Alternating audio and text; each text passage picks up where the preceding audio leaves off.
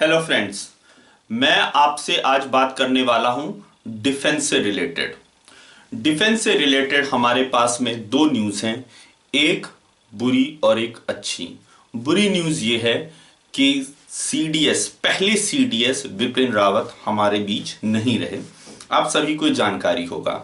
मैं आपसे ये साझा करने जा रहा हूं कि जो ब्लैक बॉक्स मिला है उसके आधार पर में ये शक होता है कि कोई षड्यंत्र तो नहीं था। मसलन कि ब्लैक बॉक्स में कॉकपिट के अंदर कन्वर्सेशन जो की जाती है वो सभी उसमें रिकॉर्डेड होता है, और जो भी पायलट्स को जो भी डिफिकल्टीज फेस होती हैं, अगर कोई एक इंजन फेल हो गया, दो इंजन फेल हो गया या किसी भी तरह का, तो वो ट्रैफिक कंट्रोल को वो डिस्ट्रेस सिग्नल्स भेजते हैं, या आपस में भी पायलट्स जो हैं वो कुछ बात करते हैं, जो भी अगर कोई प्रॉब्लम रिलेटेड है तो नॉर्मल बात भी करते हैं, वो भी रिकॉर्ड होता है। ये ब्लैक बॉक्स से ये पाया गया कि किसी भी तरह का कोई कन्वर्सेशन जो था पायलट्स के बीच में वो ऐसा नहीं था कि उससे ये पता चले कि किसी भी तरह का प्रॉब्लम आया। जब कोई प्रॉब्लम आया नहीं, हाँ, और उसमें रिकॉर्डेड ये है कि वो कह रहे हैं कि हाँ हम 5 मिनट में हम लैंड करने वाले हैं, तो सब कुछ जब नॉर्मल था, अचानक ये हो जाना। और साथ में ये भी जानकारी मिलती है कि करीब उनका जो फ्लाइट था, जिस हेलीकॉप्टर में वो थे, वो आधा किलोमीटर अपने पाथ से, जो उनका जो प्री डिस्टेंट पाथ था, वो करीब आधा किलोमीटर वो डाइवर्ट हो गया।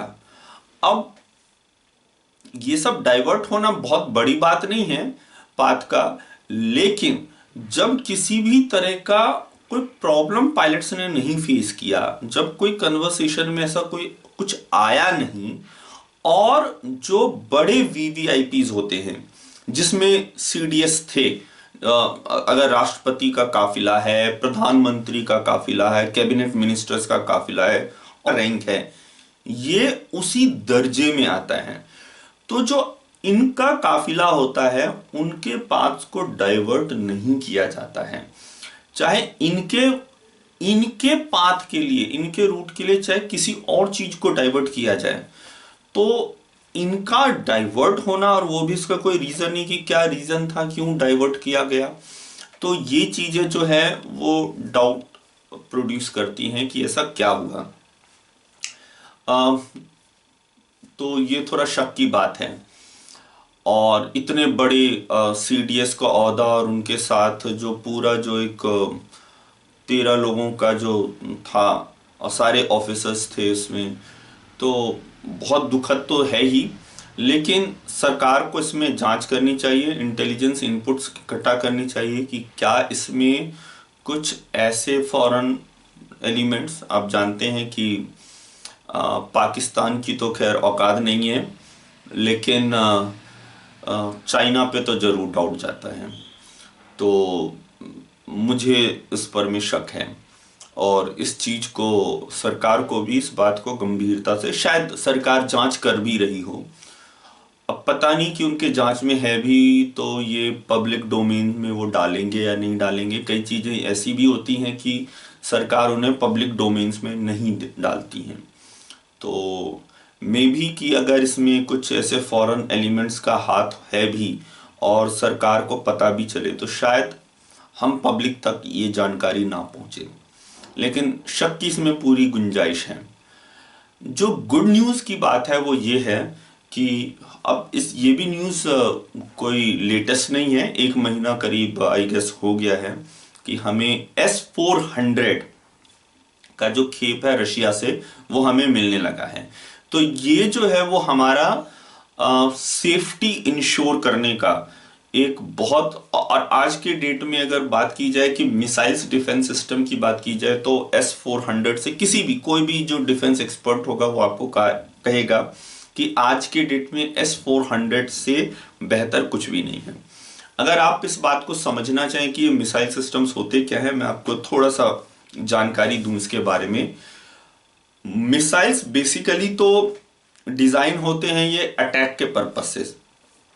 हमारे पास अगर ब्रॉड कैटेगरी की जाए इसकी तो दो तरह के होते हैं। एक को हम कहते हैं क्रूज मिसाइल्स, एक जो सेकंड कैटेगरी है वो हमारा होता है बैलिस्टिक मिसाइल्स। और दूसरा एक क्लासिफिकेशन ऐसे करने का जिसे हम कहते हैं surface to air, air to air, air to surface, इस तरह से हम कैटेगराइजेशन करते हैं। इन सब कैटेगरीज को हम ब्रीफली समझ लेते हैं जल्दी से। एयर टू सरफेस का मतलब होता है कि इसे लॉन्च किया गया एयर से। एयर से मतलब जैसे जेट प्लेन से लॉन्च किया गया और टारगेटेड किया गया सरफेस की तरफ। तो जो टारगेट है जिसे हिट करना है मिसाइल्स को वो है सरफेस पे। एयर टू एयर का मतलब ये है कि जेट से लॉन्च किया गया और किसी और जेट पे ही लॉन्च किया गया।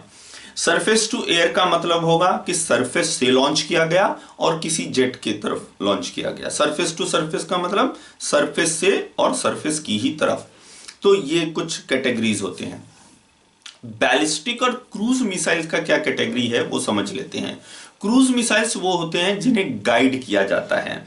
जब वो लॉन्च किया गया और वहां से जब तक वो अपने टारगेट को हिट नहीं कर लेता है तब तक उसे गाइड किया जाता है। रेडार्स के थ्रू बेसिकली ये गाइडेंस होता है। तो ऐसे जो कैटेगरी ऑफ मिसाइल्स हैं उन्हें हम क्रूज मिसाइल्स कहते हैं।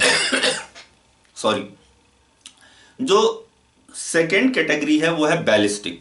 बैलिस्टिक क्या होता है कि करीब 3 स्टेजेस में इसे तो हम लॉन्च मतलब बूस्ट करते हैं रॉकेट इग्निशन की मदद से। जैसे रॉकेट कोई लॉन्च होता है वैसे ये लॉन्च होता है। फिर रॉकेट के भी अगर आप जानते हो तो स्टेजेस होते हैं। जब वो हम लैंड से उसको लॉन्च करते हैं और फिर वो कई स्टेप्स में लॉन्च होता रहता है जब तक कि वो अपने ऑर्बिट में नहीं चला जाए। इसी तरह से बैलिस्टिक मिसाइल्स को भी लॉन्च किया जाता है लगभग 1 मिनट के अंतराल पर में। जो है उसका जो रॉकेट का जो मोटर है वो डिफरेंट स्टेजेस पे लॉन्च होता है। करीब 3 मिनट इसको लगते हैं, 60 सेकेंड, 120 सेकेंड, 180 सेकेंड। लेकिन उसके बाद क्या होता है वो बड़ा इंटरेस्टिंग है। बैलिस्टिक मिसाइल्स को पूरे टारगेट तक हिट करने तक उसको गाइड नहीं किया जाता है। आपने एक पाथ जो है वो वर्कआउट कर लिया कि मिसाइल्स को इस पाथ से होकर के जाना है और टारगेट वहां है हमारा, उस टारगेट को हिट करना है। हमने इनिशियली तो उसको लॉन्च किया, राइट। जैसे कि हम एक कोई प्रोजेक्टाइल फेंके, किसी स्टोन को फेंकें, तो इनिशियली तो हमने उसको एक फोर्स दिया, डायरेक्शन भी दी है, लेकिन उसके बाद उसका जो भी प्रोजेक्टाइल है, जो भी पाथ होने वाला है, वो पूरा का पूरा डिपेंड करता है ग्रेविटी पे। उसको ग्रेविटी ही हैंडल करते हैं। इनिशियली हम उसको लॉन्च करते हैं, उसके बाद ग्रेविटी ही हैंडल करती है। सेम चीज जो है वो बैलिस्टिक मिसाइल्स के साथ होता है। इनिशियली हम इसे लॉन्च करते हैं, वो भी लॉन्च हम एक बार में नहीं, उसे फर्दर 3 स्टेप्स में लॉन्च करके छोड़ देते हैं ग्रेविटी के भरोसे। और साइंस एंड टेक्नोलॉजी जैसा कि डिटर्मिनिस्टिक है, क्वांटम मैकेनिक्स की बात छोड़ दीजिए, तो हमें पता है कि ये प्रिसाइज है।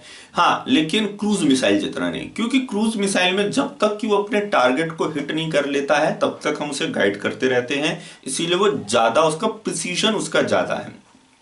तो ये कुछ कैटेगरीज हुई। अच्छा, बैलिस्टिक मिसाइल की एक इंटरेस्टिंग बात और बताऊं, इसको हम ऑर्बिट मतलब समझ रहे हैं, जो जहां पर में सैटेलाइट्स हमारे घूम रहे हैं, हम इसे आउट ऑफ द एटमॉस्फेयर ले जा करके और हम वहां से इसका प्रोजेक्टाइल करवाते हैं। बैलिस्टिक मिसाइल्स का जो इंटरकॉन्टिनेंटल, इसके भी डिस्टेंस वाइज रेंजेस होते हैं। मेरे ख्याल से इतना जानकारी आप लोगों के लिए काफी है। डिटेल में अगर चाहें तो बहुत डिटेल होता चला जाएगा। तो एक आपको एक आइडिया लगा कि हम किस तरह से कैटेगराइज करते हैं मिसाइल्स को। जिस S-400 की हम बात कर रहे हैं, डिफेंस मिसाइल सिस्टम है। डिफेंस मिसाइल सिस्टम का मतलब क्या है कि हम किसी को अटैक करने की बात नहीं कर रहे हैं यहां पे। अगर कोई हम पे अटैक कर रहा है, कोई अपने मिसाइल्स लेकर के आया या जेट प्लेन्स लेकर के आया हमारे ऊपर अटैक करने के लिए, तो ये उसे इंटरसेप्ट कर लेगा, आकाश में ही इंटरसेप्ट कर लेगा। इसका रेंज जो है वो 600 किलोमीटर है डिटेक्ट करने का। तो अगर कोई 600 किलोमीटर हमसे दूर है उस रेंज पर भी ये उसे डिटेक्ट कर लेगा। और जब वो नजदीक आएगा, नजदीक आने का आई गेस इसका 200 किलोमीटर है, वो भी काफी होता है। और मिनिमम रेंज है 2 किलोमीटर, 2 किलोमीटर से लेकर के 200 किलोमीटर तक के बीच में अगर कोई है तो उसे ये हिट करेगा। अच्छा, हिट करने के भी ये 2 मिसाइल्स लॉन्च करेगा एक सिंगल टारगेट के लिए। अगर किसी भी वजह से पहला अगर मिसाइल अगर चूक जाता है तो दूसरा उसको हिट करेगा। तो हमारे पास में अब ये अपने आप को सेफ एंड सिक्योर करने का ये एक बेस्ट हमारे पास में एक रशिया की तरफ से हमने इसे परचेज किया है। जहां तक मेरी जानकारी है, हमने 5 इसके जो हैं जो रेजिमेंट्स जो कहते हैं, जिसमें 2 बैटरी होती हैं और फिर एक बैटरी में हमारे पास में 4 लॉन्चर्स होते हैं और हर लॉन्चर के अंदर में 4 मिसाइल्स होते हैं। और जैसे बंदूक में हम गोलियां भरते हैं उसी तरह से हमें और भी मिसाइल्स चाहिए। तो ये तो हमारे हो गए लॉन्चर्स जिसके थ्रू हम लॉन्च करेंगे, और मिसाइल्स उनके अंदर होनी भी चाहिए। तो हम एडिशनल 1000 हमने परचेज किया है। तो डिफेंस के सेक्टर में अगर बात की जाए तो ये हमारे पास में एक गुड न्यूज़ है। अगर आप मिसाइल्स के बारे में और कुछ अगर ज़्यादा जानकारी अगर आप चाहते हैं तो मेरे कमेंट सेक्शंस में ज़रूर कमेंट्स करें, मैं आपके क्वेरीज को ज़रूर हैंडल करूँगा। Thank you once again.